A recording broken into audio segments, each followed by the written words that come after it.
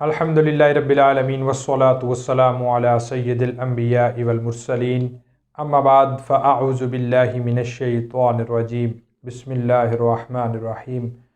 अल्हम्दुलिल्लाहि अज़्ज़ा वजल हम सीख रहे हैं इल्मुन नहव। गुज़श्ता लेक्चर में हमने ज़ुरूफ़ मबनिया में से दो जो हैं वो अस्मा दो ज़ुरूफ़ के बारे में पढ़ा।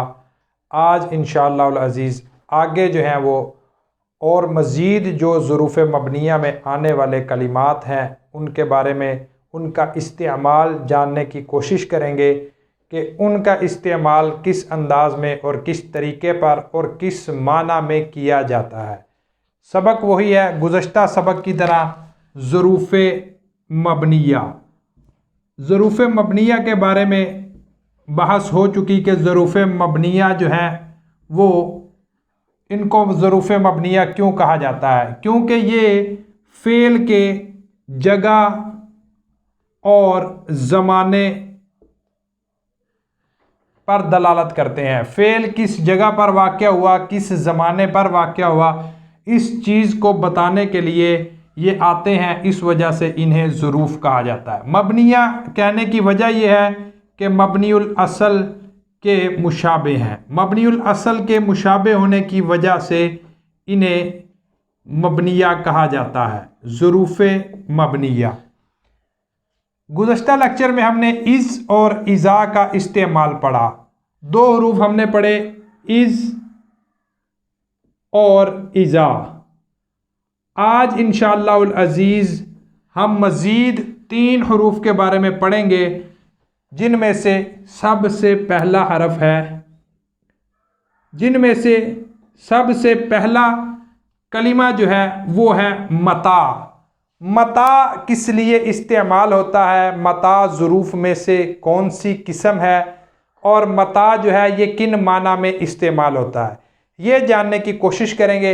एक चीज़ ज़हन नशीन कर लीजिए कि मता जो है ये दो चीज़ों के लिए इस्तेमाल किया जाएगा। एक आम चीज़ ये है कि मता से सवाल किया जाएगा। मता से जब सवाल किया जाएगा तो इसकी दो सूरतें हैं। मता से जब सवाल करेंगे तो या तो सवाल जो है वो ज़माना माजी में किया जाएगा या सवाल जो है वो ज़माना मुस्तकबिल में किया जाएगा। दो सूरतें हैं सवाल की। मता से जब भी सवाल किया जाएगा या ज़माना माजी में किया जाएगा या ज़माना मुस्तकबिल में किया जाएगा। जैसे कि माजी की मिसाल दे लें, अगर मता आतैता, ये है जी माजी की मिसाल कि आप कब आए। आ चुका है आने वाला, उससे सवाल किया जा रहा है माजी के बारे में कि आप गुजरे हुए वक़्त में कब आए। जवाब देगा कि मैं कल शाम को आया, परसों आया, जो भी उसका जवाब हो। मता से सवाल जो है वो माजी के ज़माने के बारे में किया जाएगा या मता से सवाल जो है वो मुस्तकबिल के ज़माने में किया जाएगा। जैसे मता तज़हबू, आप कब जाएंगे। मुस्तकबिल के बारे में सवाल किया जा रहा है, किसी जाने वाले से सवाल पूछा जा रहा है, आप कब जाएंगे। ये है जी मता। सवाल किया जाएगा या तो माजी से या मुस्तकबिल से। मता ज़र्फ़े ज़मा है क्योंकि ज़माने में सवाल किया जाएगा। माजी और मुस्तकबिल से सवाल करने से यह पता चला कि मता ज़र्फ़े ज़मा है। अब सवाल ख्वाह माजी में हो या मुस्तकबिल में, दोनों सूरतें पाई जा सकती हैं। अब सवाल करने के बारे में ये जो है वो ख़ास नहीं है कि मता के ज़रिए किसी बड़ी शय के बारे में सवाल किया जाएगा या मता के ज़रिए किसी छोटी शय के बारे में सवाल किया जाएगा। मता से अजीम उमूर के बारे में भी सवाल किया जा सकता है और किसी छोटी शय के बारे में भी सवाल किया जा सकता है। छोटी शय के बारे में सवाल किया जा सकता है और अजीम उमूर किसी बड़ी शय के बारे में भी सवाल किया जा सकता है। छोटी शय के बारे में सवाल आमतौर पर मता तक़रऊ, आप कब पढ़ेंगे, मता तक़रऊ, आप कब पढ़ेंगे, ये छोटी शय के बारे में सवाल है। अब इसी मता से कुरान मजीद फुरकान हमीद में भी एक सवाल किया गया, जो एक अजीम अमूर के मुताल्लिक किया गया। सवाल क्या था, मता नसरुल्लाही। ये कुरान मजीद फुरकान हमीद की आयत मुबारका जिसमें सवाल किया गया मता नसरुल्लाही, अल्लाह की मदद कब आएगी। एक अजीम अमूर था, अल्लाह की मदद आना एक बड़ा काम था, एक अजीम अमूर था जिसमें मता के ज़रिए सवाल किया गया। मता से अजीम उमूर के बारे में भी सवाल किया जा सकता है, किसी छोटी शय के बारे में भी सवाल किया जा सकता है। जैसे मता तक़रऊ, आप कब पढ़ेंगे या तू कब पढ़ेगा। मता नसरुल्लाही, अल्लाह की मदद कब आएगी। यह है जी मता का इस्तेमाल। मता ज़र्फ़े ज़मा है और मता से माजी के बारे में भी सवाल किया जा सकता है, मुस्तकबिल के बारे में भी सवाल किया जा सकता है। और यही मता कभी शर्त के लिए भी इस्तेमाल होता है। मता की कितनी सूरतें आ गई। नंबर 1 तो ज़र्फ़े ज़मा है, माजी से भी होगा सवाल या मुस्तकबिल से भी होगा जब इस्तिफ़हाम के लिए होगा। फिर इस्तिफ़हाम में अगली सूरत क्या है, अजीम उमूर के मुताल्लिक भी सवाल किया जा सकता है, छोटी शय के बारे में भी सवाल किया जा सकता है। अगली शर्त क्या है, अगला इस्तेमाल क्या है कि मता जो है ये शर्त के लिए भी इस्तेमाल होता है।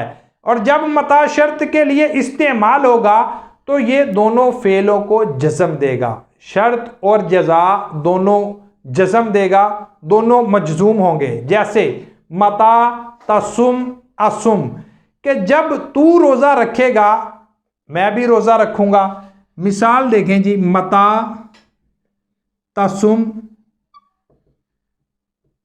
असुम, शर्त और जज़ा। मता जब शर्त के लिए आएगा तब ये दोनों फेलों को जज़म देगा, शर्त को भी जज़म देगा और जज़ा को भी जज़म देगा। ये है जी मता का इस्तेमाल। माजी के लिए इस्तेमाल होगा सवाल करने के लिए, या मुस्तकबिल के लिए इस्तेमाल होगा सवाल करने के लिए। या सवाल की नौइयत क्या होगी, अजीम उमूर के मुताल्लिक भी सवाल किया जा सकता है या किसी छोटी शय के मुताल्लिक भी सवाल किया जा सकता है। और मता कभी शर्त के लिए भी इस्तेमाल होता है। जब शर्त के लिए इस्तेमाल होगा तो तब ये दोनों फेलों को जज़म देगा। ये है जी मता का इस्तेमाल। आइए चलते हैं अगले कलीमे की जानिब कि अगला कलीमा क्या है। अस्माए ज़ुरूफ़, ज़ुरूफ़ मबनिया में से अगला कलीमा क्या है जिसके मुताल्लिक हम सीखेंगे, समझेंगे। इज़, इज़ा और मता। मता के बारे में भी हम पढ़ चुके। इज़, इज़ा और मता, ये तीन जो हैं वो ज़ुरूफ़ मबनिया के जो कलिमात हैं, जो अस्मा हैं, ये हम पढ़ चुके। आगे है जी चौथा जो ज़ुरूफ़ है, चौथा जो इसम है जिसको इस्तेमाल किया जाता है, जो ज़ुरूफ़ मबनिया में शुमार किया जाता है, वो है जी अय्याना। अब अय्याना जो है ये भी ज़ुरूफ़ में से है। अब अय्याना ज़ुरूफ़ में से कैसे है, इसका इस्तेमाल क्या है, आइए जानते हैं अय्याना कि अय्याना का इस्तेमाल कैसे किया जाएगा। अय्याना भी ज़ुरूफ़ में से है। अब ये ज़र्फ़े ज़मा है या ज़र्फ़े मकाम, इसका फ़ैसला कैसे किया जाएगा। कुरान मजीद फुरकान हमीद ही सबसे बेहतरीन दलील है किसी भी कायदे को जानने के लिए, किसी भी कलीमे के इस्तेमाल को जानने के लिए कि इसका इस्तेमाल कैसे किया जाएगा। अय्याना ज़माना मुस्तकबिल के लिए इस्तेमाल किया जाता है। अय्याना ज़र्फ़े ज़मा है। अब ज़र्फ़े ज़मा है तो ये अय्याना ज़माना मुस्तकबिल के साथ ख़ास है। नंबर 1 अय्याना ज़र्फ़े ज़मा। नंबर 2 अय्याना मुस्तकबिल के साथ ख़ास है। अय्याना मुस्तकबिल के साथ इस्तेमाल होगा। और नंबर 3, अय्याना से अजीम उमूर के मुताल्लिक ही सवाल किया जाएगा।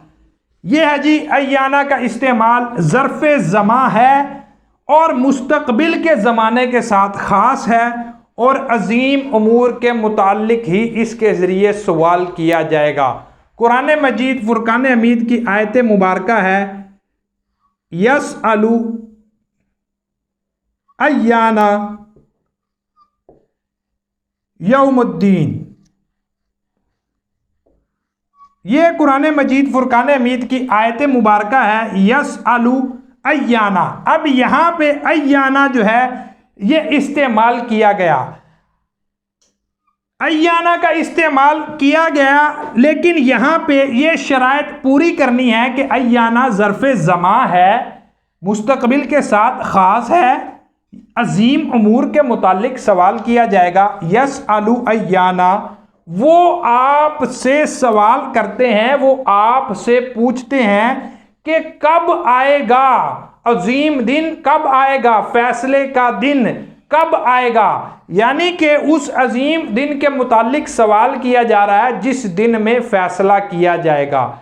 क़यामत के दिन के मुतालिक सवाल किया जा रहा है, अजीम उमूर के मुतालिक सवाल किया जा रहा है।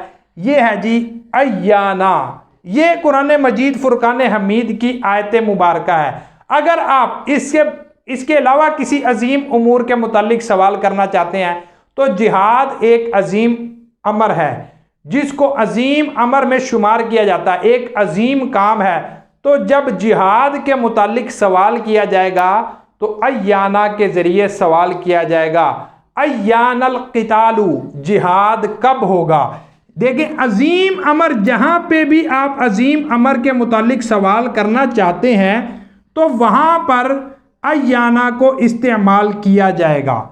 ये है जी अय्याना का इस्तेमाल, ज़र्फ़ ज़मा है, मुस्तकबिल में सवाल के लिए आएगा और अजीम उमूर है। और ये कब के माना में होता है, जैसे यौमुद्दीन के कब, वो आपसे सवाल पूछते हैं कि कब होगा फैसले का दिन, और वो अय्यानल क़िताल के जिहाद कब होगा। ये है जी अय्याना। 2 कलिमात हमने सीख लिए, मता, अय्याना। तीसरा जो ज़ुरूफ़ मबनिया में इस्तेमाल होने वाला कलिमा है, जो इस्म है, जो अस्मा है, उनमें से तीसरा कलिमा है जी अन्ना। ये भी ज़ुरूफ़ मबनिया में से है। अब अन्ना का इस्तेमाल क्या है, अन्ना किस लिए इस्तेमाल होता है। देखें, आप जब भी कभी देखें कि आप किसी भी चीज़ के इस्तेमाल की, पहले भी अर्ज़ किया कि उसकी बेहतरीन जो है वो इस्तेमाल को जानने का तरीका कुरान मजीद फुरकान हमीद है, फिर अहादीस मुबारका हैं, उसके बाद कलाम अरब में वो कैसे इस्तेमाल होता है। अब अन्ना जो है इसका इस्तेमाल क्या है, अन्ना किस लिए इस्तेमाल होता है। अन्ना जो है ये ज़र्फ़ मकां है। अब ये अन्ना हमने पहले पढ़ा था, मता, अय्याना, ये हमने पढ़ा कि ये ज़र्फ़ ज़मा है। अब अन्ना जो है ये एक चीज़ ज़हन नशीन कर लीजिए कि अन्ना ज़र्फ़ मकां है। ये इसके कवायद हैं, छोटी छोटी शराइत हैं जो आप याद करेंगे तो आपको याद करना आसान हो जाएगा। अन्ना क्या है जी, अन्ना ज़र्फ़ मकां है और ये बमाना जहाँ के इस्तेमाल होता है, बमाना जहाँ के इस्तेमाल होता है। फिर अन्ना जहाँ के माना में इस्तेमाल होता है, ये है जी अन्ना का एक इस्तेमाल। अब अन्ना का दूसरा इस्तेमाल क्या है, अन्ना जब इस्तिफ़हाम के लिए इस्तेमाल होगा,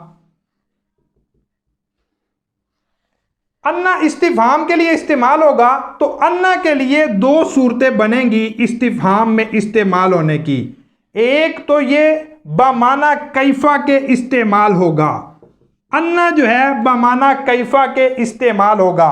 और दूसरी सूरत यह है कि अन्ना जो है मिन ऐना के माना में इस्तेमाल होगा, यानी कहाँ से के माना में इस्तेमाल होगा और कैफ़ा में कैसे के माना में इस्तेमाल होगा। अन्ना जब इस्तिफहाम के लिए इस्तेमाल होगा तो दो मानों में इस्तेमाल होगा। नंबर 1 कैफा, नंबर 2 मिन आइना। अब कैफा की दलील भी कुरान मजीद में मौजूद है, मिन आइना की भी दलील कुरान मजीद में मौजूद है। कैफा की दलील, जब अन्ना कैफा के लिए इस्तेमाल होगा उस वक़्त कुरान मजीद फुरकान हमीद में अन्ना जो है ये कैफा के माना में कब इस्तेमाल हुआ? अन्ना यकून ली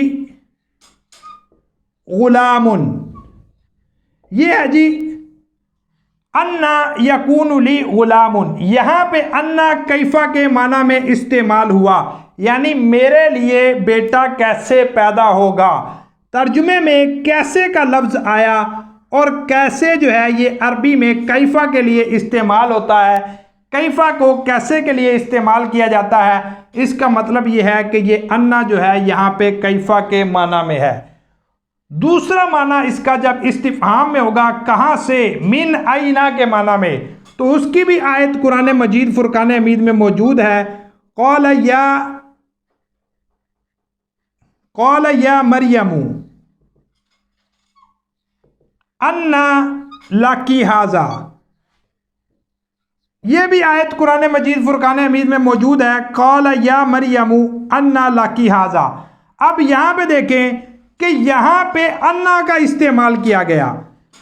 हज़रत ज़करिया अलैहिस्सलातु वस्सलाम ने जब सवाल किया हज़रत मरियम से कि आपके पास ये चीज़ें कहाँ से आती हैं, तो यहाँ पे तर्जुमा हुआ कहाँ से। इसका मतलब ये है कि यहाँ पे अन्ना जो है मिन आइना के माना में इस्तेमाल किया जा रहा है। पहली आयत मुबारका में अन्ना कैफा के माना में था, दूसरी में अन्ना मिन आइना के माना में है। ये है जी अन्ना का इस्तेमाल, और अन्ना कभी शर्त के लिए भी इस्तेमाल होता है। जब अन्ना शर्त के लिए इस्तेमाल होगा तो उस वक़्त ये शर्त और जज़ा दोनों फेल मजजूम होंगे, तब पता चलेगा कि अन्ना जो है यहाँ पे शर्त के लिए इस्तेमाल हो रहा है। ये है जी आज के सबक में हमने मता का इस्तेमाल, अय्याना का इस्तेमाल और अन्ना का इस्तेमाल कुरान मजीद फुरकान हमीद की आयत मुबारका से समझने की कोशिश की। अल्लाह अज़्ज़ा वजल से दुआ है कि हमें इल्म नहव सीखने सिखाने की तौफीक अता फरमाए, हमारे लिए इल्म नहव सीखना आसान फरमाए। आमीन बिजाहिन नबील अमीन। सल्लु अलल हबीब सल्लल्लाहु अला मुहम्मद।